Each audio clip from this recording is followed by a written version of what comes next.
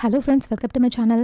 ఇంకా అనామిక అయితే ఇంట్లో నగరాన్ని తీసుకెళ్లి వాళ్ళ ఫ్రెండ్కి ఇచ్చి ఈ నగరాన్ని అమ్మి నాకు డబ్బులు తెచ్చివ్వు అని చెప్తుంది. అప్పుడే అక్కడికి పిజ్జా డెలివరీ ఇచ్చిన అప్పు ఇదంతా చూస్తుంది.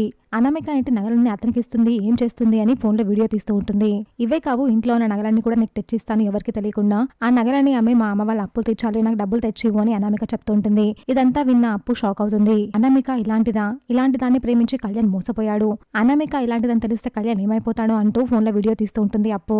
ఇంకా నెక్స్ట్ డే ఇంట్లో వాళ్ళందరూ నగలు కనిపించట్లేదు అని ఇంట్లో అందరికి చెప్తారు. దీంతో అపర్ణ ఇంద్రదేవి నగలు కనిపించకపోవడం ఏంటి, ఇంట్లోనే ఉంటే సరిగ్గా వెతకండి అని చెప్తారు. సరిగ్గానే చూసాము, ఇంట్లో నగలు లేవు, అయినా పెత్తనమంతా నీ కొడులకే ఇచ్చావు కదా, నీ కొడులు నగలు తీసుంటుంది అని ధాన్యలక్ష్మి రుద్రాణి అంటారు. మాటలు మర్యాదగా రాని రుద్రాణి, నా కొడులు ఎందుకు తీస్తుంది, అయినా నగలు తీయవలసిన అవసరం తనకేమీ లేదు, అనవసరంగా నా కొడుల మీద నిందలు వేయకండి అని అపర్ణ గట్టిగా వార్నింగ్ ఇస్తుంది. నీ కొడులు కాకపోతే ఇంకెవరు తీస్తారక్క, పెత్తనమంతా తన చేతిలోనే ఉంది కదా, అందుకే తీసినా ఏం కాదు అనుకుని ఇప్పుడు బుద్ధి చూపించుకుంది అని ధాన్యలక్ష్మి అంటుంది.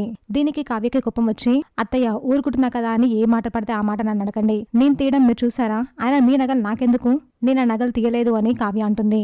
కావ్య తీయకపోతే నగలు ఇంకెవరు తీస్తారు, అయినా పేద కుటుంబంలో పుట్టింది కదా, ఇలాంటివన్నీ తనకు అలవాటే ఉంటాయి, ఇక్కడ నగలు తీసి వాళ్ళ అమ్మ వాళ్ళకి చేరవేస్తుందేమో, అయినా వీళ్ళ తల్లి వీళ్ళని కరెక్ట్ గా పెంచలేదు, అక్క చెల్లెలు ఇద్దరు అంతే అని రుద్రాణి అంటుంది.